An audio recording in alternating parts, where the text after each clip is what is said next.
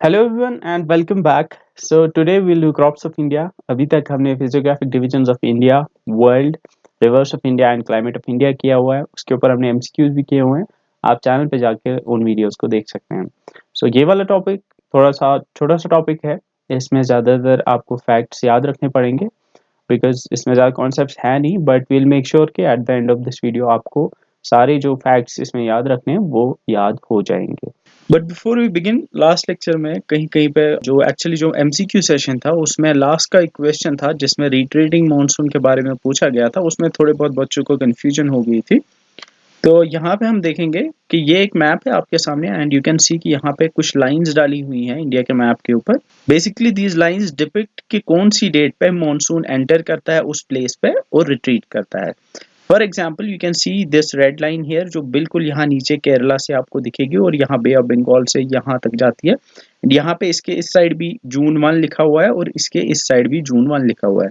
तो it says कि जो इस लाइन के ऊपर आपको दिखेंगे जो places like starting from here यहाँ नीचे से लेके लाइक दिस रीजन, ये वाला रीजन जो है, या फिर जो यहाँ आपको ये वाला रीजन जो दिख रहा है यहाँ तक, इस रीजन में मॉनसून एंटर करता है जून के फर्स्ट डे पे। ठीक है, तो जैसे कि हमने देखा था कि जो मॉनसून है वो यूजुअली जून के फर्स्ट वीक में ही हिट करता है। सो जून 1 इसकी लाइन है। इसका मतलब है कि यहाँ पे मॉनसून एंटर करता है 1 जून को। तो यू कैन सी यहाँ पे रेड लाइन का मतलब है नॉर्मल डेट ऑफ ऑनसेट, मतलब जब मॉनसून ऑनसेट होता है, जब मॉनसून एंटर करता है, तो रेड लाइन डिपिक्ट करती है कि जिस डेट पे मॉनसून एंटर करता है। एंड यहाँ पे जो डॉटेड ग्रीन लाइन आपको दिख रही है, this is the normal date of withdrawal. तो यहाँ पे जो ग्रीन लाइंस हैं ये बताती हैं कि किस डेट पे मॉनसून विड्रॉ कर रहा है, जिसे हम रिट्रीट भी कह सकते हैं। सो यू कैन सी यहाँ पे अगर आप ये वाला रीजन देखोगे, दिस शोज कि 5 जून को इस रीजन में, यहाँ पे इस रीजन में जो कि एक्सटेंड होता है यहाँ सिक्किम तक, इस रीजन में 5 जून को मॉनसून एंटर करता है। लाइकवाइज ऐसे ही ये आगे बढ़ेगा तो 10 जून को वो मॉनसून जो है वो यहाँ पहुंचता है, मतलब मॉनसून की विंड्स जो है वो यहाँ पहुंचती है। लाइकवाइज 15 जून को वो यहाँ पहुंचेंगी इस रीजन तक। एंड फाइनली आपको यहाँ पे 1 जुलाई के आसपास वो नॉर्थ वेस्ट इंडिया में आपको ऑलमोस्ट जम्मू तक मिल जाएंगी, या पाकिस्तान या जो वेस्टर्न राजस्थान है उसमें 15 जुलाई तक वो पहुंच जाती है। तो हम कह सकते हैं कि अराउंड 15 जुलाई तक जो मानसून है वो थ्रू आउट इंडिया ट्रैवल कर जाता है, या थ्रू आउट इंडिया जो है मानसून ऑनसेट हो जाता है, जिसे हम कहते हैं कि जो साउथ वेस्ट मानसून है वो 15 जुलाई तक यहाँ पे नॉर्थ वेस्ट रीजन में पहुंच जाता है। देन 15 जुलाई या 1 जुलाई अगर हम यहाँ देखेंगे, जो जम्मू का रीजन है या फिर जो पंजाब का रीजन है वहां 1 जुलाई को पहुंच जाता है। तो 1 जुलाई से लेके अराउंड 15 सितंबर तक वहां बारिशें होंगी, या फिर इस वाले रीजन में 1 सितंबर तक बारिशें होंगी। ठीक है, तो 1 सितंबर को क्या होता है कि रिट्रीटिंग मानसून जो है, जो वापस मानसून की विंड्स हम कह सकते हैं कि मानसून वापस निकलने लगता है या बारिशें जब रुकती हैं, तो इस रीजन में वो 1 सितंबर को बारिशें रुक जाती हैं। लाइकवाइज 16 सितंबर से यहाँ पे बारिशें खत्म हो जाती हैं, 15-16 सितंबर से। ऐसे ही 1 अक्टूबर जब आ जाता है तो 1 अक्टूबर को यहाँ पे बारिशें खत्म हो जाती है। तो ये वाला रीजन 1 अक्टूबर तक यहाँ से मानसून रिट्रीट हो गया होता है, मतलब इस वाले रीजन में 1 अक्टूबर के बाद और मानसून से बारिश नहीं होगी। ऐसे ही जो है वो मानसून इस तरफ आता है एंड कैसी यहाँ पे ग्रीन लाइन है, तो 15 अक्टूबर आते आते यहाँ तक हो जाता है। तो वैसे ही सबसे लास्ट में जो है वो यहाँ से बाहर निकलेगा। तो यहाँ से स्टार्ट किया था 1 जून से विंड्स ब्लो करती हैं, तो 1 जून से यहाँ स्टार्ट करेंगी, फिर धीरे धीरे आगे बढ़ेंगी और ऑलमोस्ट 15 जुलाई को वो नॉर्थ वेस्ट तक पहुंच जाएंगे। तो ऑलमोस्ट 15 जुलाई तक पूरा इंडिया ऑलमोस्ट कवर हो जाता है। देन फिर 1 सितंबर से आप कह सकते हो बारिशें जो है वो स्टॉप कर जाती हैं, जिसे हम कहते हैं कि मानसून मानसून जो है वो अब विड्रॉ कर रहा है। तो धीरे धीरे 15 सितंबर इस वाले रीजन में बारिशें रुकती हैं, 1 अक्टूबर तक यहाँ तक बारिशें रुक जाती हैं। तो ऐसे करते हुए मानसून जो है वो विड्रॉ करता है या फिर रिट्रीट करता है। तो पिछले जो क्वेश्चन था उसमें पूछा गया था कि मानसून जो है वो कैसे विड्रॉ करता है। तो सबसे पहले यहाँ बारिश खत्म होती है, मतलब नॉर्थ वेस्ट इंडिया में, फिर यहाँ बारिश खत्म होती है। ऐसे चलता है कि आप देख सकते हो यहाँ 15 सितंबर है, यहाँ 1 अक्टूबर है, यहाँ 15 अक्टूबर है, यहाँ बारिश खत्म होती है और फिर धीरे धीरे इस वाले रीजन में भी बारिशें खत्म होने लगती है और सबसे लास्ट में आपको इस वाले कोस्ट पे बारिशें खत्म होती है। तो ये एक पैटर्न है। इस तरह से नॉर्थ वेस्ट इंडिया से विड्रॉ करना स्टार्ट हो जाता है। नॉर्थ वेस्ट इंडिया से मानसून का विड्रॉवल स्टार्ट होता है towards West Bengal, West Bengal से फिर नीचे साउथ की तरफ विड्रॉवल हो जाता है। आई होप कि आपको अब समझ आ गया होगा। I will clear this thing, आपको ये इमेज आपके नोट्स में मिल जाएगी, वहां पे आप इस चीज को देख सकते हो। तो यहाँ पे आप डिफरेंट प्लेसेस पे कब मॉनसून ऑनसेट करता है और कब मॉनसून विड्रॉ करता है वो आप देख सकते हो। So let's start today's video. इससे पहले कि हम क्रॉप्स ऑफ इंडिया डिस्कस करें कि कौन कौन से क्रॉप्स इंडिया में कल्टीवेट किए जाते हैं, let's go briefly through the Indian agriculture. पहले हम देखते हैं कि इंडिया का एग्रीकल्चर कैसा है, इसके क्या फीचर्स हैं, then will go to the crops, कौन कौन से क्रॉप्स कल्टीवेट किए जाते हैं। So before going into the Indian agriculture, you must be knowing कि agriculture क्या होता है। Agriculture is the practice of cultivating plants and livestock। तो जब हम कोई एक plant cultivate करते हैं, अब उसके reasons हो सकते हैं। It could be for food, आप food के लिए अगर cultivate करते हो या अगर आप commercial purposes के लिए cultivate कर रहे हो, in both the cases हम उसको agriculture ही कहेंगे। एंड जो लाइव स्टॉक है, जो एनिमल्स यूजुअली रेयर करते हैं हम alongside the cultivation of plants और crops, उसको भी हम एग्रीकल्चर में ही इंक्लूड करते हैं, बिकॉज ऑफ द फैक्ट कि जो एग्रीकल्चर में एनिमल्स यूज होते हैं, क्योंकि बहुत सारे एनिमल्स जो हैं वो एग्रीकल्चर में यूज होते हैं, but mainly agriculture is about cultivating plants. Now agriculture, you know, Indian economy में एग्रीकल्चर की बहुत ही ज़्यादा इंपॉर्टेंस है, बिकॉज हम कहते हैं कि इंडिया एक एग्रीकल्चरल कंट्री है, because more than 50% of its people are employed by agriculture. और वी कैन से कि जो इंडिया की पॉपुलेशन है, टू बी एग्जैक्ट 58% इंडिया की पॉपुलेशन एग्रीकल्चर पर डिपेंडेंट है। एंड अगर हम इंडिया की जीडीपी की बात करें तो एग्रीकल्चर सेक्टर इंडिया की जीडीपी में 18% कंट्रीब्यूट करता है। And you might have known कि इंडिया की अगर हम परसेंटेज के हिसाब से देखें कि कितने लोग इसके साथ जुड़े हुए हैं, तो एग्रीकल्चर सबसे बड़ा सेक्टर है इंडियन इकोनॉमी में। बट इफ यू सी के इससे कितना हमें आउटपुट मिलता है इस इंडिया की जीडीपी में, इससे कितना कंट्रीब्यूशन होता है, तो ये सर्विस सेक्टर से नीचे आता है। सर्विस सेक्टर 50% से ज़्यादा इंडिया की जीडीपी को कंट्रीब्यूट करता है। तो ये दो चीज़ें आप याद रख सकते हो कि 18% of India's GDP agriculture sector से आता है और 58% के अराउंड जो इंडिया के वर्क फोर्स है वो एग्रीकल्चर से रिलेटेड है। देन एक रिसेंट 2014 में बीजेपी गवर्नमेंट ने एक प्रोटीन रेवोल्यूशन पॉलिसी लॉन्च की थी। और तो उन्होंने आपको पता होगा कि ग्रीन रेवोल्यूशन 1960s में इंडिया में आया था। तो सेकेंड ग्रीन रेवोल्यूशन, जिसे टेक्नोलॉजी ड्रिवन ग्रीन रेवोल्यूशन कहा जाता है, उसको लॉन्च किया गया एज प्रोटीन रेवोल्यूशन इन 2014। तो इसमें गवर्नमेंट ने पॉलिसीज बनाई कि किस तरह से हम अपनी एग्रीकल्चर प्रोडक्शन को बढ़ा सकते हैं। सो अगर ये में भी पूछा जाए कि what is protein revolution, so you should no कि ये गवर्नमेंट ने 2014 में एक पॉलिसी लॉन्च की थी कि किस तरह से हम अब जितनी हमारी अभी प्रोडक्शन है उसको और इंक्रीज कर सकते हैं यूजिंग टेक्नोलॉजी। इसको सेकंड ग्रीन रेवोल्यूशन भी कहा जाता है। एंड अगर हम इंडिया के एग्रीकल्चर की बात करें, you must be knowing this कि इंडिया बहुत सारे क्रॉप्स में लार्जेस्ट प्रोड्यूसर है पूरी दुनिया में। लाइक पल्सेस, जो दालें होती हैं, दुनिया में सबसे ज़्यादा इंडिया ही प्रोड्यूस करता है। एंड इनफैक्ट जो कंजप्शन है, कंजप्शन में भी इंडिया नंबर 1 पे है। तो सबसे ज़्यादा पल्सेस जो है वो इंडिया में प्रोड्यूस होती हैं और कंज्यूम भी सबसे ज़्यादा इंडिया में ही होती हैं। Then there is jute. Jute जो जिसकी ये जो सैक्स, बोरियां होती हैं जिनमें आपके चावल आते हैं, वो भी इसी की बनी होती है, या जिसके मैट्स होते थे, पहले मैट्स आते थे या रोप्स आती हैं जूट की, तो वो भी इंडिया में ही सबसे ज़्यादा निकलता है। वो वेस्ट बंगाल, वो हम आगे देखेंगे। Then we have bananas and milk. Milk में भी इंडिया लार्जेस्ट प्रोड्यूसर है पूरी दुनिया में। तो ये 4 चीज़ें आपको याद होनी चाहिए।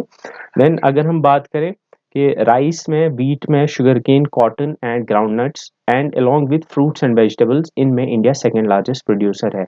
राइस इंडिया में सबसे सॉरी वर्ल्ड में सबसे ज़्यादा चाइना में निकलता है।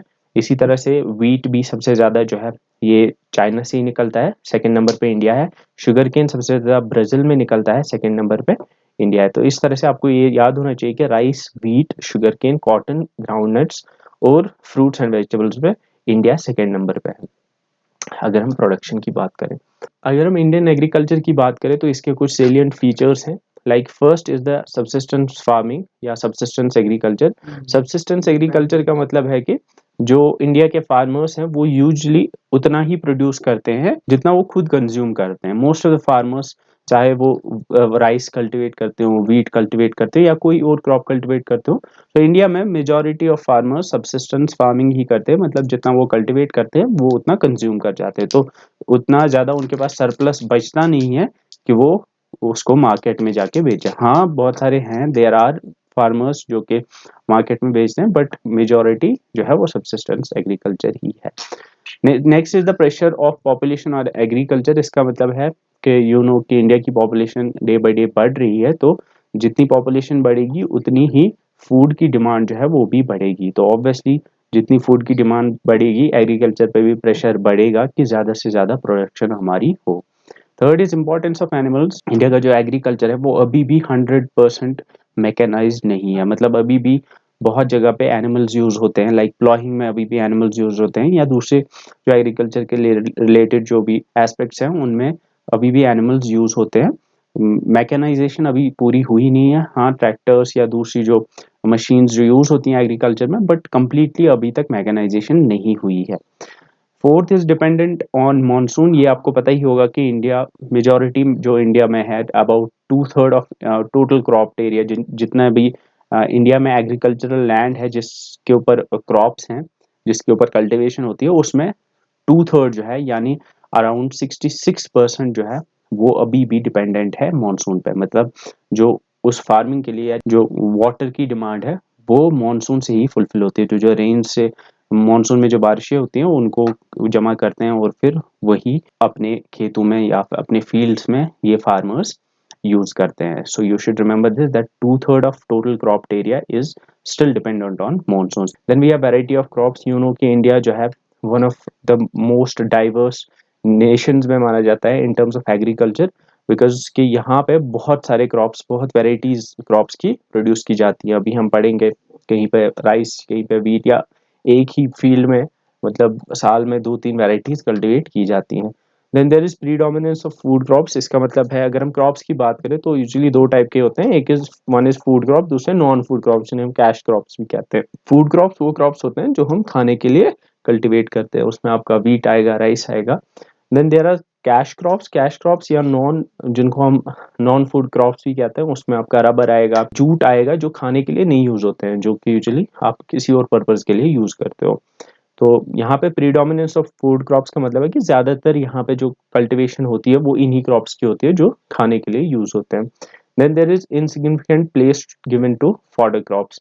इसका मतलब है कि अब फॉडर क्रॉप्स वो क्रॉप्स होते हैं जो हम इसलिए कल्टीवेट करते हैं ताकि उनको हम एज फॉडर यूज कर पाए हमारी एनिमल्स के लिए। जो चारा होता है एनिमल्स का उसको हम फॉडर कहते हैं। फॉर एग्जाम्पल अभी आते हुए आगे हम पढ़ेंगे कुछ कुछ फॉडर क्रॉप्स है, लाइक ग्रासेस होती हैं बहुत सारी जो कश्मीर में भी हम कल्टीवेट करते हैं। उनका कोई और काम नहीं है, वो हम बेचते नहीं है या फिर हम किसी और उससे कोई हमें ग्रेन नहीं मिलता है जो हम खा पाए। वो बस हम इसीलिए कल्टीवेट करते हैं ताकि हम उसको एज फॉडर यूज कर पाए। बट यहाँ पे एक चीज़ है कि अगर हम इंडियन एग्रीकल्चर में बात करें तो अराउंड 4% ही फॉडर क्रॉप्स के लिए जो है यूज की जाती है, तो बहुत कम सिग्निफिकेंस फॉडर क्रॉप्स को दी जाती है। सो 96% जो है वो नॉन फॉडर क्रॉप्स ही होते हैं। Then there is seasonal pattern. Seasonal pattern अभी हम आगे देखेंगे कि इंडिया में जो कल्टीवेशन होती है वो उसका एक पैटर्न है कि एक सीजन में एक क्रॉप कल्टीवेट होता है, फिर दूसरे सीजन में दूसरा क्रॉप, और फिर तीसरे सीजन में तीसरा क्रॉप, या फिर एक सीजन में एक, फिर एक सीजन में छोड़ देंगे और फिर तीसरे सीजन में और एक क्रॉप। तो इस तरह से एक पैटर्न सा बनता है कि सीजन्स के साथ साथ जो है हम नई नई क्रॉप्स लगाते हैं। So now we will see the different cropping patterns कि किस तरह से हम थ्रू द ईयर, साल में जो जो सीजन्स बदलते हैं उसके साथ साथ हम किस तरह से अपनी क्रॉप्स जो है वो चेंज करते हैं, या हम किस तरह से हम अलग अलग क्रॉप्स कल्टीवेट करते हैं अलग अलग सीजन में। तो क्रॉपिंग पैटर्न आपको समझ आ गया होगा। क्रॉपिंग पैटर्न मतलब अलग अलग सीजन्स में अलग अलग क्रॉप्स कल्टीवेट करना। सो इंडिया में 3 different types of cropping seasons होते हैं। You already might be knowing this. एक खरीफ होता है, राबी होता है और एक जैद होता है। तो 3 तरह के क्रॉपिंग पैटर्न्स है या 3 तरह की क्रॉपिंग सीजन्स हैं। तो हम वन बाय वन इनको देखेंगे। First is the kharif season. Kharif season usually जो इंडिया में मानसून सीजन होता है उसमें जो क्रॉप्स कल्टीवेट की जाती हैं उनको हम खरीफ क्रॉप्स कहेंगे। सो खरीफ सीजन इज द सीजन जो कि मानसून के टाइम पे होता है। और लास्ट लेक्चर में हमने देखा कि मानसून यूजुअली जून के अराउंड स्टार्ट होता है और अक्टूबर तक रहता है। तो जो क्रॉप्स हम जून से लेकर अक्टूबर तक या नवंबर तक कल्टीवेट करते हैं, जून में उनको सो किया जाता है और फिर हार्वेस्ट उनको अक्टूबर में किया जाता है, उनको हम खरीफ कहेंगे। ठीक है, सो खरीफ क्रॉप्स और दोज क्रॉप्स जो कि हम जून से लेके अक्टूबर तक या फिर जून से लेके अक्टूबर नवंबर तक कल्टीवेट करते हैं। ना यहाँ पे एक चीज आपको समझ आ गई होगी कि ऐसे क्रॉप्स जो उस टाइम पे हम सो करेंगे या कल्टीवेट करेंगे, उनको पानी की बहुत जरूरत होती होगी। इसी वजह से जो, क्योंकि उस टाइम बहुत बारिश होती है तो पानी भी बहुत होता है अवेलेबल, रेनफॉल होता है, तो रेनफॉल की अवेलेबिलिटी की वजह से पानी भी बहुत अवेलेबल होता है। तो उन क्रॉप्स की जो पानी की डिमांड होती है या जो रिक्वायरमेंट होती है वाटर की, वो हम फुलफिल कर पाते हैं। सो खरीफ क्रॉप से आपको आइडिया आएगा कि उनमें पानी की जरूरत अच्छी खासी रहती होगी। तो अगर हम मेजर खरीफ क्रॉप्स की बात करें तो ज्यादातर जो इस खरीफ सीजन में मेनली जो क्रॉप्स कल्टीवेट किए जाते हैं उनमें राइस है, मेज, ज्वार, बाजरा, तूर, मूंग, उड़द, ये पल्सेस हैं, tur, moong and urad. Then there is cotton, jute, groundnut and soybean. Now if you see यहाँ पे, अगर मैंने कहा कि राइस एक खरीफ क्रॉप है, इसका मतलब है कि इसको इस सीजन में कल्टीवेट किया जाता है, but it does not mean कि नेसेसरीली इसको इसी सीजन में हम कल्टीवेट कर सकते हैं। हम ऐसा भी कर सकते हैं, अगर हमारे पास पानी अवेलेबल होगा तो हम इस राइस को विंटर में भी कल्टीवेट कर सकते हैं। सो कौन सा क्रॉप हम कौन से सीजन में कल्टीवेट करेंगे वो डिपेंड करता है कि उसकी टेम्परेचर रिक्वायरमेंट्स क्या है, उसकी रेनफॉल रिक्वायरमेंट क्या है। तो अगर हम वो पानी उतना टेम्परेचर किसी और सीजन में भी उसको दे पाए तो उस टाइम भी हम वो कल्टीवेट कर सकते हैं। बट यहाँ पे इंपॉर्टेंट याद रखना है कि usually most of the time या ज्यादातर जगहों पे जो राइस है वो जून से लेकर सितंबर तक ही कल्टीवेट होता है। जून में सो किया जाता है और सितंबर में अक्टूबर में उसको हार्वेस्ट किया जाता है। ऐसी ही मेज है, आपकी मक्की है, ज्वार, बाजरा, ये कोरस ग्रेन्स हैं, इनके कोरस ग्रेन्स होते हैं। तूर, मूंग, ये पल्सेस आएंगी। And then cotton, jute, groundnut, ये खरीफ क्रॉप्स है। देन सितंबर अक्टूबर में जब खरीफ क्रॉप्स को हम हार्वेस्ट करते हैं तो उस टाइम पे जो है सर्दी का टाइम स्टार्ट होता है। तो अक्टूबर दिसंबर में हम जो क्रॉप्स सो करते हैं उनको हम राबी क्रॉप्स कहते हैं। फिर इन राबी क्रॉप्स को हम अप्रैल से लेके जून तक, यूजुअली ये अक्टूबर से लेके अक्टूबर नवंबर से लेके मार्च अप्रैल तक ही, या फिर कभी कभी इनको जून में भी हम हार्वेस्ट करते हैं। सो याद रखना है कि जो राबी क्रॉप्स हैं वो यूजुअली विंटर में हम कल्टीवेट करते हैं। कहाँ से? अक्टूबर दिसंबर से लेके मार्च अप्रैल तक। आप याद रखना, मार्च अप्रैल तक। कोई अब क्रॉप क्रॉप ऐसा भी हो सकता है कि जिसको हम जून में जाके हार्वेस्ट करें, but mostly it's October November to April March. ठीक है, तो इसमें जो मेन ज्यादातर यूजुअली जो राबी सीजन में मतलब विंटर सीजन में जो क्रॉप हम कल्टीवेट करते हैं उसमें वीट आएगा, बार्ली आएगा, पीस, ग्राम और मस्टर्ड आएगा। यहाँ पे भी आपको पता होगा जो कश्मीर में रहते हैं कि जो मस्टर्ड है, मस्टर्ड हम लगाते हैं वो विंटर में ही लगाते हैं। इसी तरह से ग्राम है, पीस है, बार्ली है या फिर वीट है। वीट जो है ये भी एक राबी क्रॉप है।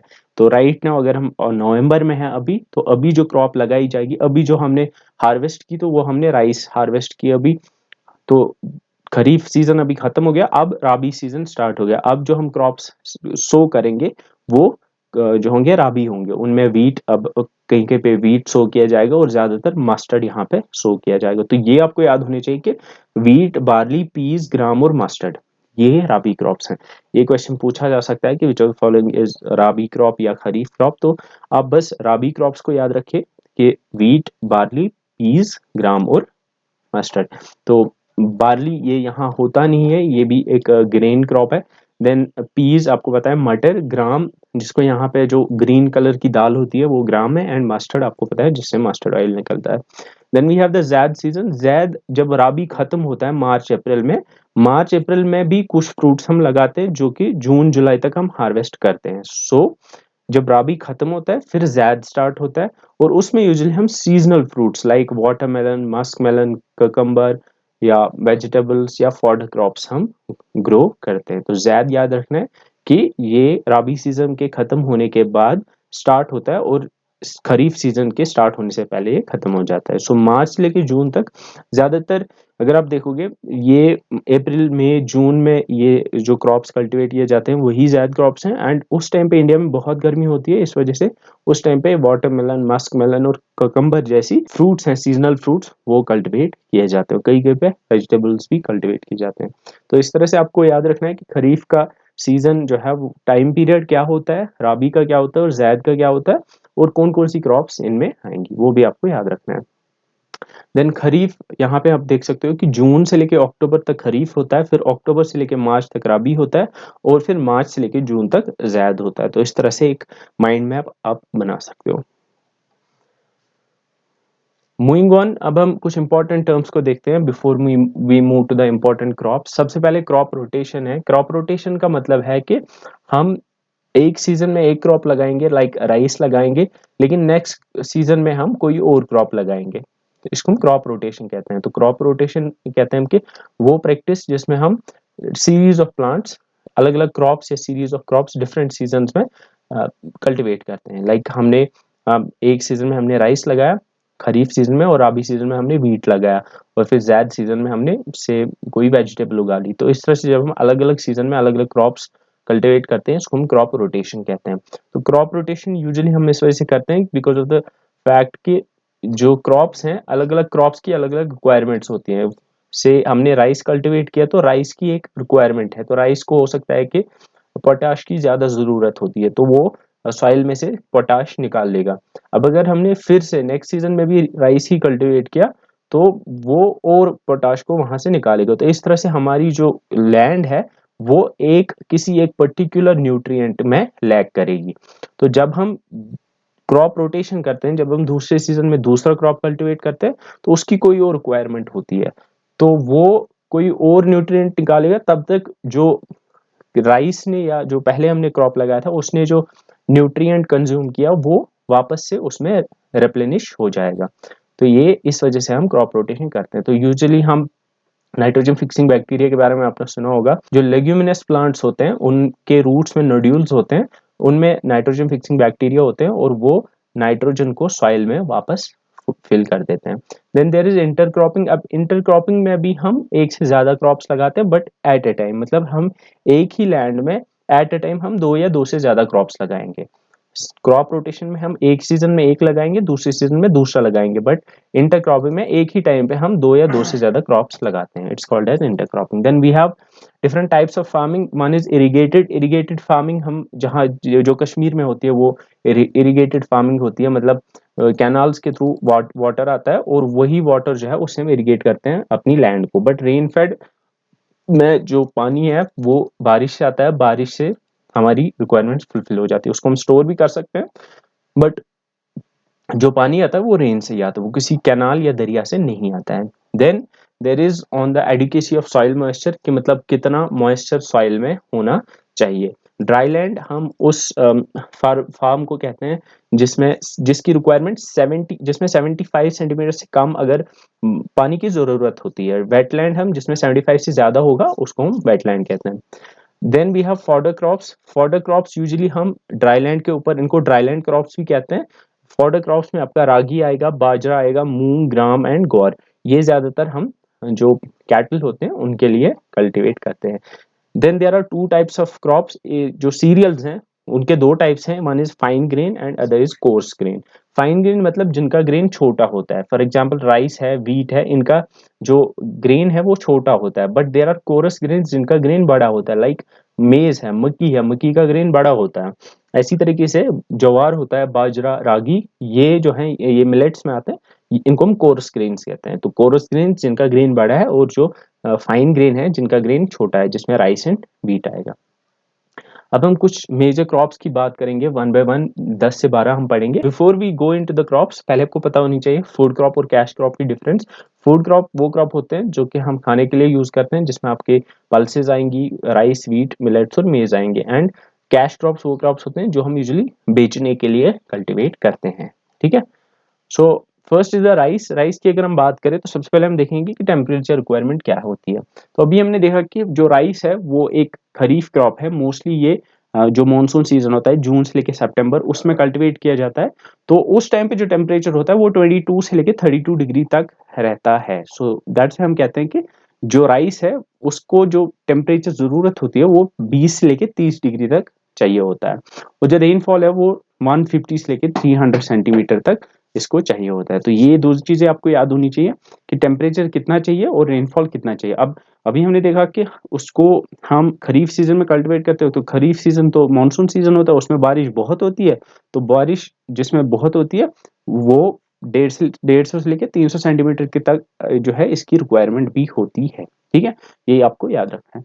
Then there is soil type, किस टाइप ऑफ सॉइल में ये ज्यादा ग्रो करेगा, या कौन सी टाइप की सॉइल इसको जरूरत होती है। अब यहाँ पे इसमें क्लेई सॉइल भी हो सकती है और लोमी सॉइल भी हो सकती है।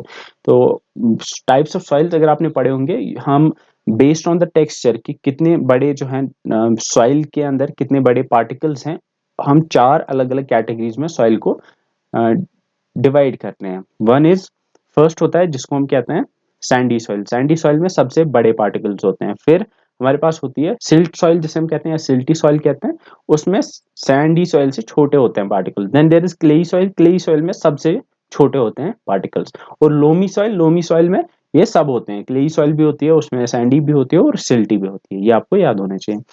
एंड अगर हम राइस की बात करें, राइस को क्लेई या लोमी सॉइल दोनों में से एक होनी चाहिए। तो यहाँ पे इंपॉर्टेंट चीजें आपको याद होना चाहिए कि सबसे ज्यादा जो राइस प्रोड्यूसिंग स्टेट है वो वेस्ट बंगाल है, फॉलोड बाय पंजाब। अगर आप पहली वाली याद रखोगे वो भी चलेगा, but you can remember other as well. तो याद रखना है कि सबसे ज्यादा जो है टॉप 2 एटलीस्ट आपको याद होने चाहिए, सबसे ज्यादा वेस्ट बंगाल में कल्टिवेट होता है। तो यहाँ पे एक चीज मैं एक ट्रिक बताऊंगा जिससे आपको याद रहेंगी। वेस्ट बंगाल में आपको याद रखना है कि राइस जो है वो वेस्ट बंगाल में सबसे ज्यादा निकलता है। देन राइस जो है, राइस बोरियों में आता है, और वो बोरियां जो है वो जूट की बनी होती हैं। तो राइस वेस्ट बंगाल से आता है, और जो बोरियां होती हैं जिनमें ये राइस आता है वो जूट की बनी होती है, और जूट भी सबसे ज्यादा वेस्ट बंगाल में निकलता है। तो इस तरह से आपको याद रहेगा कि वेस्ट बंगाल में राइस भी सबसे ज्यादा कल्टिवेट होता है और जूट भी सबसे ज्यादा वेस्ट बंगाल में कल्टिवेट होता है।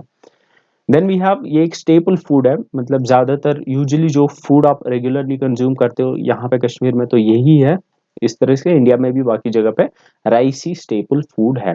एंड जो टोटल क्रॉप्ड एरिया, अगर हम जो भी जहाँ पे भी कल्टीवेशन होती है इंडिया में, टोटल में से 1/4 दैट्स 25% जो है वो राइस कल्टीवेशन के अंडर है। तो सबसे ज्यादा जो क्रॉप कल्टीवेट किया जाता है वो राइस है इंडिया में। तो अभी हमने देखा कि इंडिया सेकेंड लार्जेस्ट प्रोड्यूसर है राइस में आफ्टर चाइना।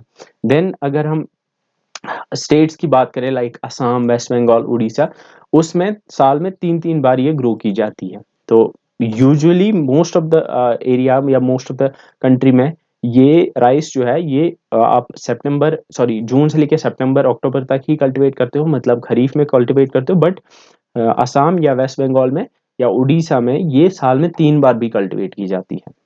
ठीक है, और इनको हम ओस, अमान और बोरो के नाम से जानते हैं। तो ओस एक सीजन में, मतलब फॉर एग्जांपल जो जून में लगाई जाती है सितंबर तक, उसको ओस कहेंगे। ऐसे ही अमान, आई डोंट नो एग्जैक्टली कि कौन से सीजन में कौन सी वाली होती है, बट ये अलग 3 सीजन्स में, खरीफ में, जैद में और अ, राबी में, ये 3 अलग अलग जो क्रॉप कल्टिवेशन होते हैं, 3 राइस कल्टिवेशन जो होते हैं, उनको इन 3 नाम से जाना जाता है। तो मे भी अगर पूछा जाए व्हाट आर ओस, अमान एंड बोरो, तो आपको पता होनी चाहिए कि ये राइस है जो कि अलग अलग सीजन में कल्टीवेट किया जाता है।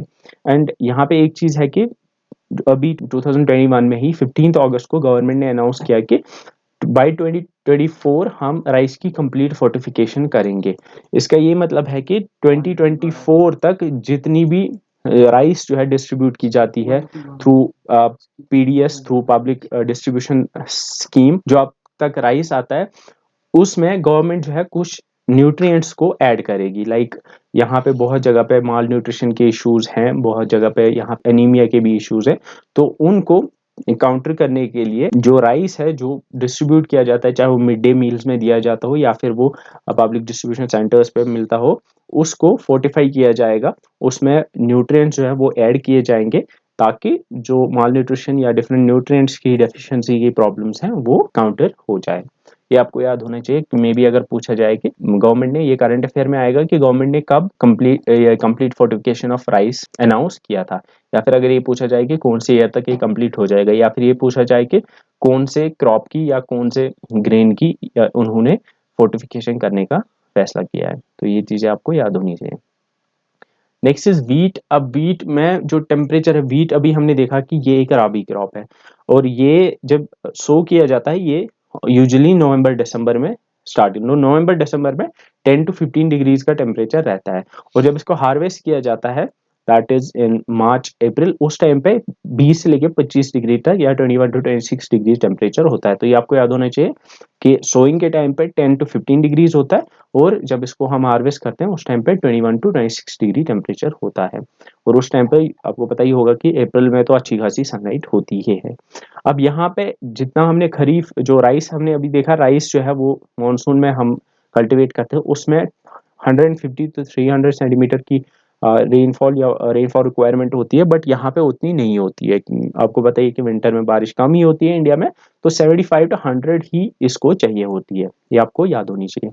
देन यहाँ पे भी लोमी सॉइल, अब अभी आप देखोगे कि मोस्ट ऑफ द क्रॉप्स जो हम पढ़ेंगे उनमें क्लेई लोमी सॉइल ही वो रिक्वायर्ड होती है। तो ये आपको याद होना चाहिए कि इसमें भी क्लेई लोमी सॉइल ही चाहिए होती है। बट यहाँ पे एक चीज लिखी हुई है कि वेल ड्रेन्ड होनी चाहिए, वेल ड्रेन्ड क्योंकि उतनी विंटर में बारिश नहीं होगी, तो बारिश भी वहां पे जमा नहीं होनी चाहिए, वो ड्रेनेज का भी अच्छा खासा सिस्टम होना चाहिए। देन अगर हम टॉप वीट प्रोड्यूसिंग स्टेट्स की बात करें तो सबसे ज्यादा वीट जो है वो उत्तर प्रदेश से निकलता है। यहाँ पे और एक चीज, एक ट्रिक आप याद रखोगे कि इमेजिन करो कि उत्तर प्रदेश से आपको क्या याद आता है, उत्तर प्रदेश से आपको योगी आदित्यनाथ याद आता होगा। तो इमेजिन करो कि उसके एक हाथ में रोटी है और दूसरे हाथ में एक छड़ी है, और वो छड़ी क्या है, वो गन्ना है, गन्ना दैट इज शुगर केन। तो इस चीज को इमेजिन करो कि योगी आदित्यनाथ के एक हाथ में रोटी है और दूसरे हाथ में शुगर केन है, शुगर केन की एक स्टिक है। तो रोटी जो है वो वीट की बनी होती है, और शुगर केन, अभी हम देखेंगे कि उत्तर प्रदेश में वीट और sugar cane most produced crops में से एक है। तो सबसे ज्यादा इंडिया में जो शुगर केन है वो भी उत्तर प्रदेश से निकलता है, और वीट भी सबसे ज्यादा उत्तर प्रदेश से ही निकलता है। And like rice, India wheat में भी सेकंड लार्जेस्ट प्रोड्यूसर है after China. Moving on to the next one that is maize. Maize मक्की को कहते हैं, या मक्का या भुट्टा जिसको कहते हैं। सो मेज की जो रिक्वायरमेंट होती है, टेम्परेचर रिक्वायरमेंट, ये 21 to 27 डिग्रीज होती है। रेनफॉल की रिक्वायरमेंट भी अच्छी खासी इसमें होती है, और ये ज्यादातर ओल्ड एलुवियल, जो हमने लास्ट टाइम पढ़ा था कि नॉर्दर्न प्लेन्स है उसके हमने 4 डिवीजन किए थे, उसमें पढ़ा था हमने बब्बर, तराई, फिर हमने देखा था कि new alluvial and old alluvial. उसमें हमने देखा था कि जो पहले फ्लड प्लेन हुआ करता था रिवर का उसको हम बांगर कहते हैं। तो जो ओल्ड एलुवियल सॉइल है, एलुवियल सॉइल वो वाली सॉइल है जो दरिया अपने साथ लेके आता है, उसको हम एलुवियल सॉइल कहते हैं। तो वो एलुवियल सॉइल जो है वो मेज के लिए अच्छी रहती है। तो ये इसमें याद रखना है कि 21 to 27 डिग्रीज का टेम्परेचर चाहिए होगा, रेनफॉल भी अच्छा खासा, एंड ओल्ड एलुवियल सॉइल मेज के लिए अच्छा रहता है। तो यहाँ पे अब इसकी टॉप प्रोड्यूसिंग स्टेट जो है वो कर्नाटक है। ये आप कैसे याद रखोगे, कर्नाटक से आपको क्या याद आएगा, कर्नाटक में बैंगलोर है। एंड इमेजिन करो कि आपका दोस्त जो है वो बैंगलोर में है, एंड आप उसको कॉल करते हो, एंड या फिर आप वीडियो कॉल कर रहे हो उसको, और आप देखते हो कि उसके एक हाथ में कॉफी का कप है और दूसरे हाथ में भुट्टा है, दैट इज मेज। एक हाथ में कॉफी का कप है, दूसरे हाथ में ये मेज है, भुट्टा है। तो मेज और जो कॉफी है ये दोनों कर्नाटक से निकलते हैं। तो इस तरह से आप याद रखोगे कि कर्नाटक की कैपिटल बैंगलोर है, तो कर्नाटक से आपको बैंगलोर याद आएगा। बैंगलोर में आपका दोस्त है, उसके एक हाथ में कॉफी का कप है और दूसरे हाथ में मेज है, भुट्टा है। तो इस तरह से आपको याद रहेगा कि जो मेज है और जो कॉफी है ये दोनों कर्नाटक में सबसे ज्यादा प्रोड्यूस किए जाते हैं। और अगर हम इंडिया पूरे वर्ल्ड में बात करें तो सेवेंथ लार्जेस्ट प्रोड्यूसर जो है वो वर्ल्ड वाइड कौन सा है, वो इंडिया है। तो ये फॉडर के लिए भी यूज होता है और फूड के लिए भी। आपको पता होगा कि आजकल कश्मीर में भी आने लगे हैं वो, जब जो इसका हस्क होता है, जो भुट्टा होता है, भुट्टा बाहर निकाला जाता है, बाकी जो बचता है उसके छोटे छोटे पीसेस किए जाते हैं और फिर वो खिलाया जाता है जानवरों को। So it's used as food as well as fodder. Then we have pulses. Pulses में दालें आती हैं, इसके अलग अलग टाइप्स हैं, बट आपको बस ये याद रखना है कि इसकी जो मेजर प्रोड्यूसिंग स्टेट है वो मध्य प्रदेश है। टेम्परेचर जो इसके लिए चाहिए होता है वो 20 to 27। तो लगभग जो हमने देखा था मेज में और पल्सेस में अराउंड सेम टेम्परेचर की जरूरत होती है, लेकिन इसमें रेनफॉल की रिक्वायरमेंट भी कम होती है। हमने पल्सेस देखे, हमने अभी तक वीट देखें, ये ज़्यादातर जो है ये राबी सीजन में कल्टीवेट किया जाता है और उस टाइम पे बारिश उतनी होती नहीं है, तो इस वजह से आप देखोगे कि इसमें 70 सेंटीमीटर से कम बारिश की रिक्वायरमेंट होती है पल्सेस में और वीट में। हमने राइस में देखा था कि उसमें 150 से लेके 300 तक की जरूरत थी, बिकॉज वो खरीफ क्रॉप है। अब इसको लैंड सैंडी लोमी सॉइल की जरूरत होती है, ये भी लोमी सॉइल में अच्छी उगती है। एंड यहाँ पे जो टॉप प्रोड्यूसिंग स्टेट है वो मध्य प्रदेश है। अब इसको आप याद रखोगे ट्रिक, इमेजिन करो कि आपके सामने जो प्लेट है, प्लेट के बिल्कुल बीच में, आपके प्लेट के बीच में बिल्कुल दाल है, पल्स है। एंड आप देख रहे हो कि वो पल्स जो है उसमें तेल बहुत ज्यादा है, उसमें तेल बहुत ज्यादा है। तो प्लेट के बीच में है मतलब मध्य प्रदेश, मध्य मतलब बीच, सेंट्रल में जो सेंटर में जो स्टेट है, तो प्लेट के बीच में, उससे आपको याद आएगा मध्य प्रदेश। उसमें दाल है, उससे आपको आएगा पल्स, और पल्स में तेल बहुत ज्यादा है, दाल में तेल बहुत ज्यादा है, उससे आपको याद आएगा ऑयल सीड्स। तो इससे आपको याद आएगा कि मध्य प्रदेश में पल्सेस और ऑयल सीड्स सबसे ज्यादा प्रोड्यूस होते हैं। मध्य प्रदेश में पल्सेस और ऑयल सीड्स सबसे ज्यादा प्रोड्यूस होते हैं सारी स्टेट्स में से, ठीक है। और अगर हम अभी हमने देखा कि India is the largest producer as well as consumer of pulses in the world. Obviously यहाँ तो इंडिया में तो लोग बस दाल ही खाते हैं, दाल रोटी। एंड ये एक प्रोटीन का मेन सोर्स है। जो वेजिटेरियंस होते हैं वो मीट प्रोटीन जो है वो नहीं खा सकते, तो इस वजह से प्रोटीन का अच्छा सोर्स होता है उनके लिए। और इसमें अलग अलग टाइप्स हैं। अरहर की दाल होती है जिसको हम तूर भी कहते हैं, उड़द होती है, मूंग, मसूर, पीज एंड ग्राम इसमें आएंगे। एंड यहाँ पे ये जो पल्सेस हैं, एक्सेप्ट अरहर, अरहर के बगैर ये सारे के सारे जो है ये लेग्यूमिनियस प्लांट्स हैं। लेग्यूमिनियस प्लांट्स जिनको हम नाइट्रोजन फिक्सेशन के लिए जानते हैं कि ये प्लांट्स जो हैं या ये पल्सेस जो हैं ये सॉइल के अंदर नाइट्रोजन की क्वांटिटी को बढ़ाते हैं।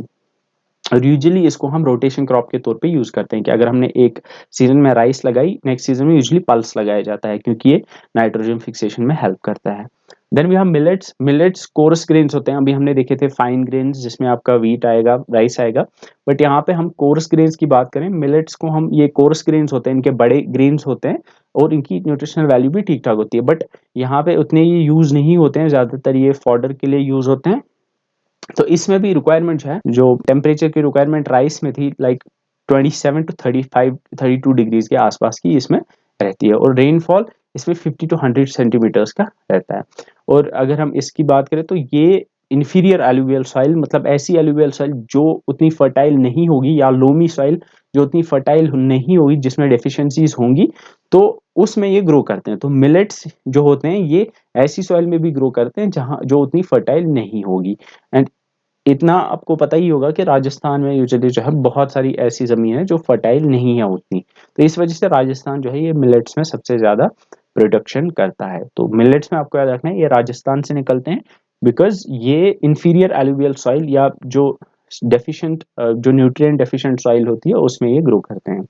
तो अगर हम अलग अलग टाइप ओवरऑल अगर हम देखें तो मिलेट सबसे ज्यादा राजस्थान में निकलते हैं। अब मिलेट्स में अलग अलग आते हैं, ज्वार आता है, बाजरा आता है, लेकिन ज्वार में सबसे ज्यादा महाराष्ट्र से निकलता है और बाजरा राजस्थान से निकलता है। तो ये आपको याद होना चाहिए। टॉप प्रोड्यूसिंग स्टेट डेफिनेटली आपको याद होनी चाहिए, ये पूछा जा सकता है। मिलेट्स में राजस्थान है, ज्वार में महाराष्ट्र है, एंड बाजरा में अगेन राजस्थान है। Then there is sugar cane. तो शुगर केन का अगर मैं आपको पूछूं कि कहाँ पे सबसे ज्यादा प्रोड्यूस होती है, तो शुगर केन से आपको याद आएगा योगी आदित्यनाथ के लेफ्ट हैंड में शुगर केन था, राइट हैंड में रोटी थी, रोटी व्हीट शुगर केन। तो शुगर केन और व्हीट यूपी में सबसे ज्यादा निकलते हैं। तो टेम्परेचर अगेन 21-27, ये 21-27 मोस्ट ऑफ द क्रॉप्स की टेम्परेचर रिक्वायरमेंट होती है। एंड रेनफॉल इसमें 75 टू 100 सेंटीमीटर की जरूरत होती है, ये भी लोमी सॉइल में अच्छी खासी उगती है। एंड यहाँ पे top producing state obviously Uttar Pradesh है। और इंडिया में अगर बात करें, India is the second largest producer of sugar cane after Brazil, ठीक है।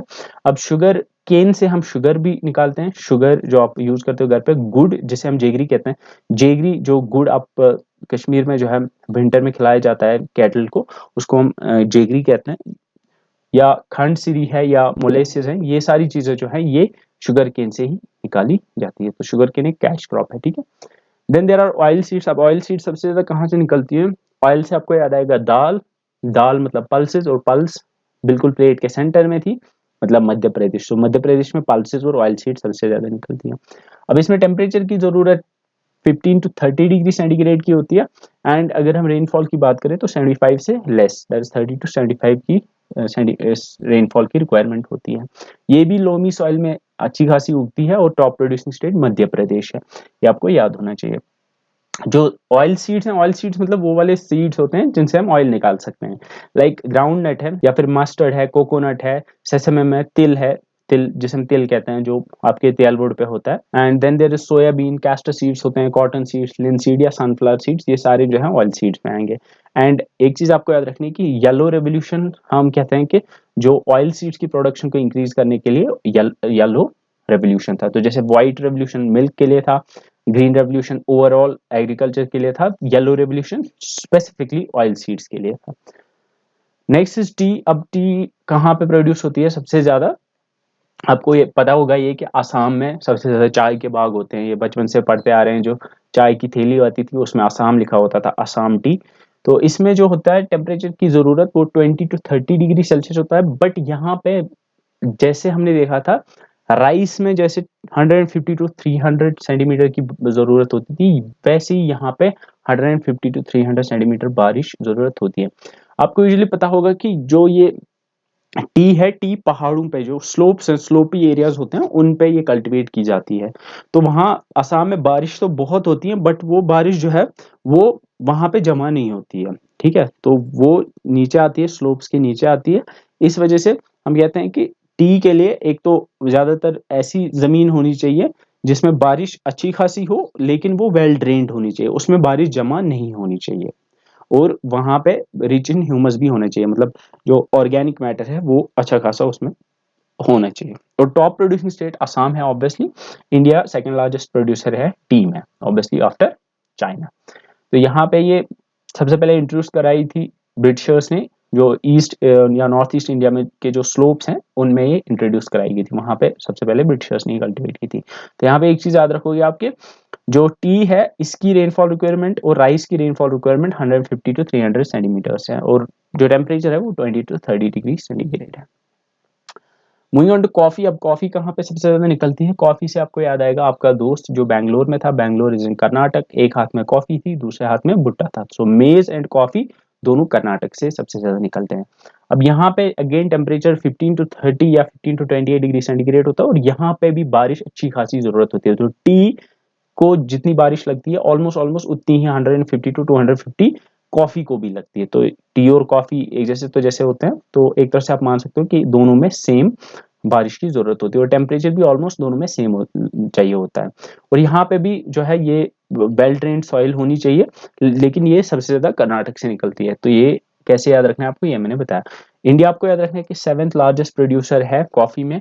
एंड यहाँ पे सबसे पहले कॉफी जो है वो यमन से लाई गई थी। यमन की कॉफी जो है वो बहुत ही ज्यादा फेमस है पूरी दुनिया में, एंड उसको वहां से लाके बाबा बुदन हिल्स में इंट्रोड्यूस कराया गया था। बाबा बुदन हिल्स एक हिल है, जो माउंटेन है जो कर्नाटक में है, वहां पे सबसे पहले इसको इंट्रोड्यूस कराया गया था।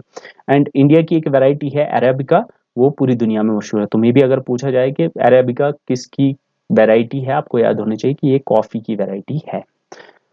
Moving on to the rubber. अब रबर जो है इसको 25 डिग्री से ऊपर का टेम्परेचर चाहिए होता है, और रेनफॉल भी 200 सेंटीमीटर से ऊपर चाहिए होता है। रबर जो है ये एलुवियल सॉइल्स जहाँ पे होती हैं वहां पे ये ज्यादा कल्टीवेट होता है, और टॉप प्रोड्यूसिंग स्टेट रबर में केरला है। अब ये आप ऐसे भी याद रख सकते हो कि केरला से आपको याद होगा कि केरला की लिटरेसी रेट सबसे ज्यादा है, ये आपको पता होगा। वहाँ पे सब लोग जो है ऑलमोस्ट 95% वहाँ पे लोग जो है वो पढ़े लिखे हैं। तो आपको याद रखो कि पेंसिल, पढ़े लिखे हैं तो ऑब्वियसली उनके पास पेंसिल होगी, पेंसिल पेन होगा, तो पेंसिल के ऊपर रबर नहीं होता है। तो इससे आपको आइडिया आएगा कि केरला से आपको पढ़ाई लिखाई याद आती है, उससे आपको पेंसिल याद आएगा, पेंसिल के ऊपर रबर होता है, तो रबर सबसे ज्यादा केरला से निकलता है, ठीक है। तो रबर से आपको याद आना चाहिए पेंसिल के ऊपर जो रबर लगी होती है, या पेंसिल, या डायरेक्टली आप देख सकते हो कि रबर से आपको जो इरेजर होता है, रबर होता है, वो आप याद आएगा, और वो पढ़ाई के रिलेटेड है, और पढ़ाई सबसे ज्यादा केरला में होती है। Then there is cotton. यहाँ पे इंपॉर्टेंट चीज आपको याद रखना है कि कॉटन एक अलग टाइप की सॉइल में ज्यादा कल्टीवेट होती है, जिसको हम ब्लैक सॉइल कहते हैं, जिसको रेगुलर सॉइल भी कहते हैं और कॉटन सॉइल भी कहते हैं। तो ये आपको याद रखना है कि अगर पूछा जाए कि कॉटन सबसे ज्यादा कौन सी सॉइल में उगाया जाता है। आपको याद रखना है ब्लैक सॉइल जिसे हम कॉटन सॉइल भी कहते हैं, या फिर जिसे हम रेग्यूर सॉइल भी कहते हैं, REGUR। और ये कहाँ पे पाई जाती है? ये डेक्कन प्लेट्यू में पाई जाती है। जो हमने पेनिनसुलर इंडिया में डेक्कन प्लेट्यू देखा था, दैट इज जो महाराष्ट्र, गुजरात, तेलंगाना, ये जो पूरा रीजन है ये डेक्कन प्लेट्यू में आएगा। तो ये आपको याद रखना है कि कॉटन ब्लैक सॉइल में सबसे ज्यादा पाया जाता है। इसको हम कॉटन सॉइल भी कहते हैं। अलग अलग टाइप की सॉइल्स हैं, जैसे ब्लैक सॉइल है, रेड सॉइल है, हमारे पास येलो सॉइल भी होती है, हमारे पास एलुवियल सॉइल होती है, लेटराइट सॉइल होती है। तो अलग अलग टाइप्स की सॉइल होती है, बट आपको याद रखना है कि ब्लैक सॉइल जो है वो कॉटन के लिए मानी जाती है। और इसमें बारिश की उतनी जरूरत होती नहीं है, क्योंकि आप ऐसे इमेजिन कर सकते हो कि जैसे कॉटन है, कॉटन जब बनता है तो जब अगर बारिश होगी तो कॉटन भीग जाएगा, तो वो खराब हो जाएगी वो क्रॉप। तो उसमें बारिश की ज्यादा जरूरत नहीं होती है। और टेम्परेचर इसमें 21 to 30 डिग्रीज होना चाहिए। इसके लिए एक इंपॉर्टेंट चीज आपको याद रखनी है कि इसको 210 फ्रॉस्ट फ्री डेज की जरूरत पड़ती है। मतलब दो फ्रॉस्ट, आपने देखा होगा ना, फ्रॉस्ट विंटर में जो कंडीशन होती है, जैसे जब मॉइस्चर, रात को जो ड्यू होती है पत्तों के ऊपर, लीव्स के ऊपर, प्लांट्स के ऊपर, तो वो जम जाती है, तो उसको हम फ्रॉस्ट कहते हैं जब सर्दी ज्यादा होती है। तो अगर फ्रॉस्ट हुई तो ये खराब हो जाएगा। तो 200 दिन, 210 डेज तक फ्रॉस्ट नहीं होनी चाहिए, ब्राइट सनशाइन होनी चाहिए, तभी जाके कॉटन जो है उसकी अच्छी खासी कल्टीवेशन होगी। और ये एक ऐसा खरीफ क्रॉप है जो 6 से 8 मंथ्स तक इसमें लगते हैं मच्योर होने में। ठीक है, तो ये आपको याद होना चाहिए। तो इंडिया की अगर हम बात करें, ये फोर्थ लार्जेस्ट प्रोड्यूसर है कॉटन में after China, US and Pakistan. Pakistan is at number 3। And इसको सिल्वर फाइबर भी कहते हैं हम, गोल्डन फाइबर जूट को कहते हैं, वो हम आगे देखेंगे। सिल्वर फाइबर कॉटन को कहते हैं, और silver fibre revolution is related to cotton. ये आपको पता होनी चाहिए कि silver fibre revolution is related to cotton. ठीक है। एंड इसके बाद एक BT कॉटन करके एक ये जेनेटिकली मॉडिफाइड वैरायटी है कॉटन की, जो कि पेस्ट अटैक्स या एनवायरमेंटल स्ट्रेस से बचने के लिए एक वैरायटी बनाई गई, एक जेनेटिकली मॉडिफाइड वैरायटी बनाई गई कॉटन को, जिसको हम BT कॉटन कहते हैं। ठीक है, तो ये आपको पता होनी चाहिए। तो इसमें एक चीज आपको याद होनी चाहिए कि सबसे ज्यादा प्रोड्यूस जो है ये गुजरात से निकलती है। तो इसको आप याद रखोगे कि गुजरात से कौन याद आते हैं? मोदी जी आते हैं। तो इमेजिन करो कि मोदी जी एक कॉटन शर्ट पहने हुए हैं, आपके सामने है, तो कॉटन, इससे आपको आएगा मोदी, मोदी आपको याद आएगा, और उससे आपको गुजरात याद आएगा। ठीक है, तो कॉटन से आपको शर्ट याद आएगा, शर्ट से आपको इमेजिन करो मोदी शर्ट पहनी है, वो गुजरात से है। तो इस तरह से आप चीज़ों को कनेक्ट करके, जैसे आप कोई चीज़ अगर आप इमेजिन करते हो, तो पिक्चर्स जो है वो ज़्यादा अच्छे तरीके से इंसान याद रख सकता है। तो विजुअल्स जो होते हैं वो इंसान अच्छे से याद रख सकता है। ऐसे अगर मैं एक लिस्ट बनाता और आपको बताता कि कॉटन यहाँ पे सबसे ज़्यादा निकलती है, जूट यहाँ पे सबसे ज़्यादा निकलती है, तो जब मैं खत्म करता फिर आपको अगर मैं पूछता तो कोई भी याद नहीं होता। बट जब कोई आप हर एक चीज़ के साथ एक विजुअल या कोई एक इमेजिनेशन में एक विजुअल उसके साथ कनेक्ट करो, फिर देखो आप सारी चीज़ें कैसे याद रहेंगी। अब लास्ट में जब हम देखेंगे आपको सारी चीज़ें याद होंगी कि मोस्ट या लार्जेस्ट प्रोड्यूसिंग स्टेट कौन से क्रॉप की कौन सी है। तो यहाँ पे आपको याद रखना है कॉटन, कॉटन से आपको याद आएगा कॉटन शर्ट, कॉटन शर्ट से आपको याद आएगा मोदी जी ने कॉटन शर्ट पहनी हुई है या कॉटन का कुर्ता पहना हुआ है, और मोदी जी गुजरात से हैं, तो मोदी गुजरात कॉटन, इस तरह से आपको याद होगा। ठीक है, तो इसके लिए एक चीज है कि 210 फ्रॉस्ट फ्री डेज की जरूरत होती है। तो मे बी अगर पूछा जाए कि which crop requires 210 Frost free days and bright sunshine, तो आपको बताना चाहिए कि ये कॉटन है। या पूछा जाए कि 6 से 8 मंथ्स तक किसको लगते हैं मैच्योर होने में, you should know it is cotton. Then there is jute. अब जूट को गोल्डन फाइबर कहते हैं, और जूट के लिए जो टेम्परेचर की जरूरत होती है वो 25 to 35 डिग्रीज की होती है, और इसमें रेनफॉल लाइक राइस, लाइक, ठीक है, उतना ही ऑलमोस्ट, या टी की तरह, जितना टी में लगता था या जितना कॉफी में लगता था, कॉफी में एग्जैक्टली 150 to 150 सेंटीमीटर्स लगते हैं। तो ये हम देखेंगे कि अभी हमने देखा था कि जूट जो है, जूट से आपको याद आएगा बोरी, बोरी में राइस था, तो राइस एंड जूट दोनों सबसे ज्यादा वेस्ट बंगाल से निकलते हैं। और वेस्ट बंगाल में आपको पता होगा कि ब्रह्मपुत्र एंड गंगा दोनों का डेल्टा है वहां पे, तो ऑब्वियसली वहां पे एलुवियल सॉइल अच्छी खासी होगी, तो ये एलुवियल सॉइल में निकलता है। तो ये आपको याद रखना है।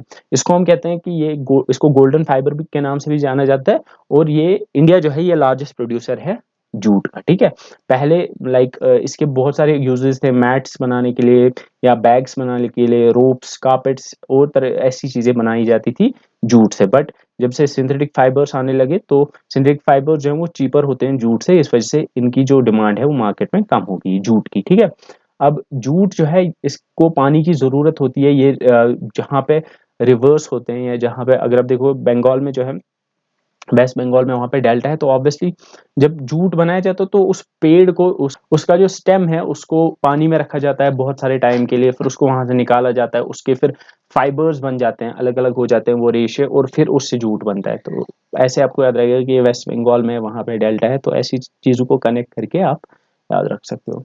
अब अगर आपसे पूछा जाए कि गोल्डन फाइबर रेवोल्यूशन किसके रिलेटेड है, you should know it is jute. अगर मैं पूछूं silver fibre, you should know it is cotton. अब यहाँ पे एक टेबल है जिससे आप देख सकते हो सारी चीजें आपके सामने आ जाएंगी। यहाँ पे आप देख सकते हो कि 150 to 300 राइस में लगता है, ऐसे ही 150 to 300 टी में लगता है, कॉफी में भी 50 to 250 लगता है, और यहाँ पे जो जूट है इसमें भी 150 to 250 लगता है। तो इनमें जो है लगभग लगभग 300 सेंटीमीटर के आसपास तक की बारिश की जरूरत होती है। अगर हम बाकी बात करें तो वीट में 100 सेंटीमीटर से कम, पल्सेस में भी 100 से कम, इसमें भी 100 से कम, मिलेट्स में, शुगर केन में भी 100 से कम, ऑयल सीड्स में भी 100 से कम, और कॉटन में भी 100 से कम की जरूरत पड़ती है। एंड टेम्परेचर ऑलमोस्ट आप देखोगे कि 20 to 30 ही सब में जरूरत होती है, 20 to 30 ऑलमोस्ट सब के अंदर यहाँ पे जरूरत होती है।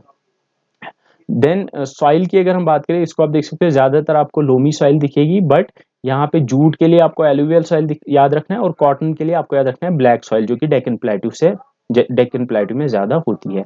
और ऐसे ही रबर में भी एलुवियल सॉइल की जरूरत होती है।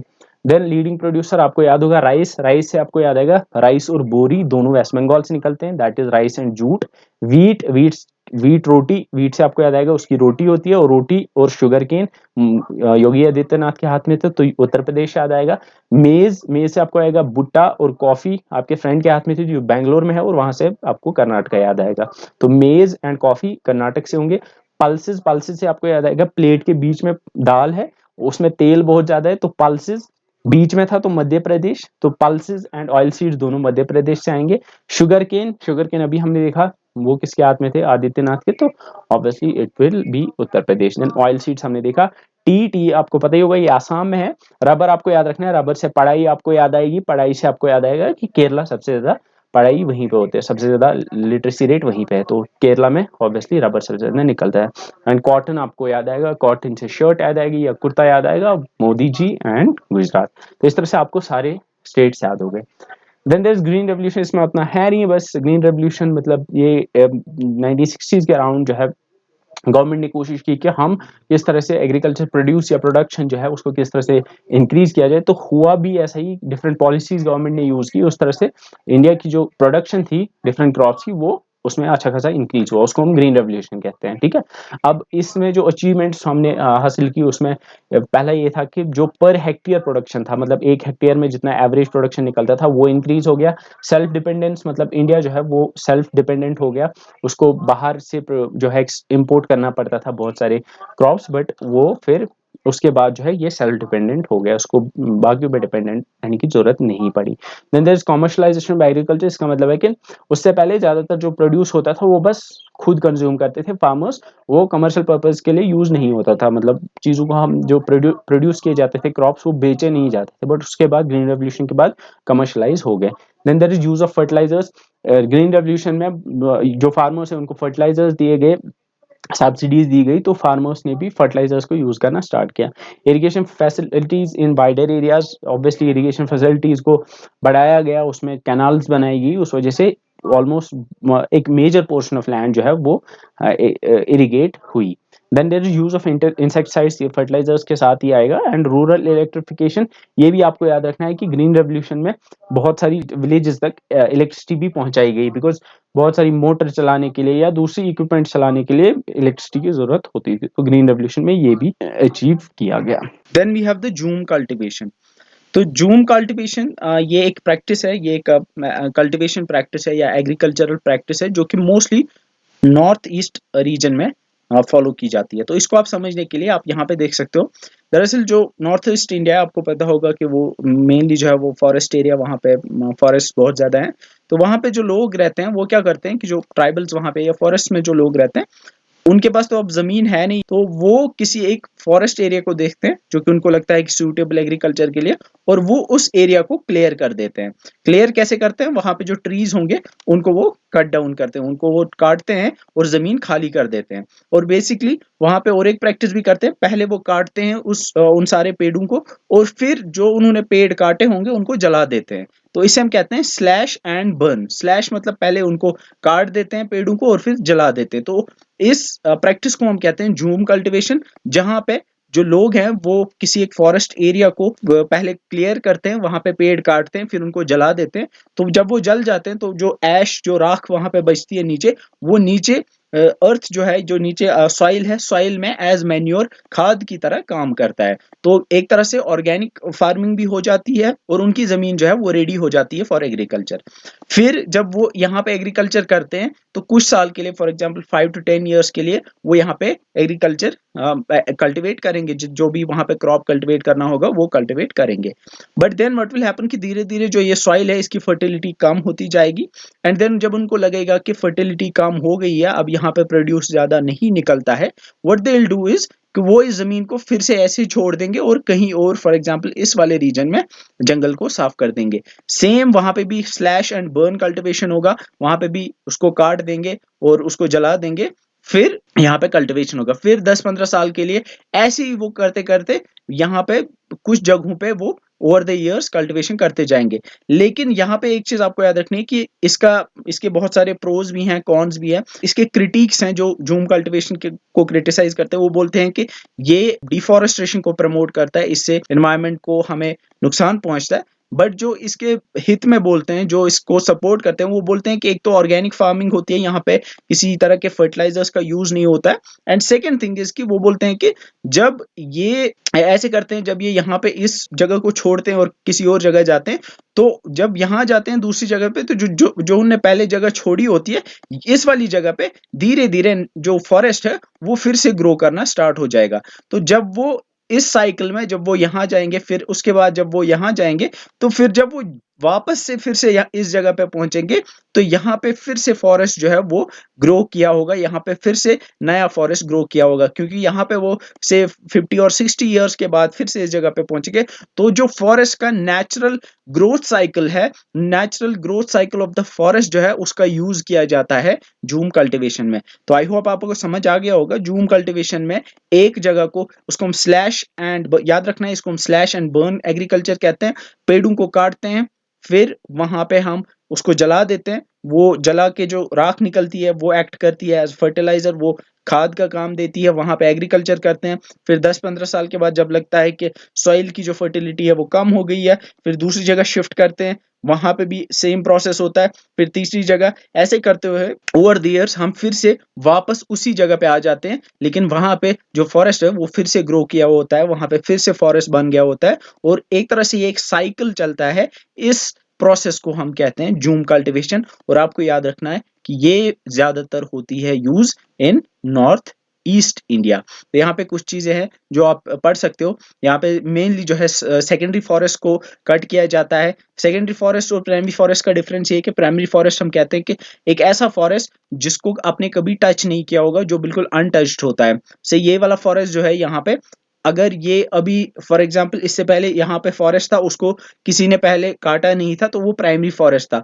लेकिन फिर से जब मैं बताता हूँ कि ये फिर से वापस आएंगे, तो ये फॉरेस्ट फिर से ग्रो किया होगा, तो फिर जो यहाँ पे फॉरेस्ट होगा वो प्राइमरी फॉरेस्ट नहीं होगा, वो सेकेंडरी फॉरेस्ट होगा, क्योंकि वो एक बार इंसानों ने काटा होगा। तो जो फॉरेस्ट प्राइमरी फॉरेस्ट होते हैं वो नए फॉरेस्ट होते हैं, या हम कह सकते हैं वो अनटच्ड फॉरेस्ट होते हैं। जूम कल्टीवेशन में मेनली सेकेंडरी फॉरेस्ट को कट किया जाता है, मतलब ऐसे फॉरेस्ट जो कि रीग्रो हुए होते हैं, जो कि पहले काटे गए होते हैं और वहां पे फिर से ग्रोथ हुई होती है, ऐसी ज्यादातर फॉरेस्ट में जूम कल्टीवेशन की जाती है। इसको हम कहते हैं स्लैश एंड बर्न एग्रीकल्चर भी। स्लैश का मतलब काटना, बर्न का मतलब जलाना। तो इसके कुछ प्रोज भी हैं, कॉन्स भी है, कुछ लोग इसके सपोर्ट में हैं और कुछ लोग इसके क्रिटिक भी हैं, इसके क्रिटिसाइज भी करते हैं। सो आई होप आपको समझ आ गया होगा कि जूम कल्टीवेशन क्या होता है। So that's it for this video. अगर आपको वीडियो पसंद आई, डू लाइक द वीडियो को शेयर कीजिए। अगर आपने अभी तक चैनल को सब्सक्राइब नहीं किया तो चैनल को सब्सक्राइब कीजिए। You can follow us on Telegram as well as on Facebook. So see you in the next video. Till then, bye bye.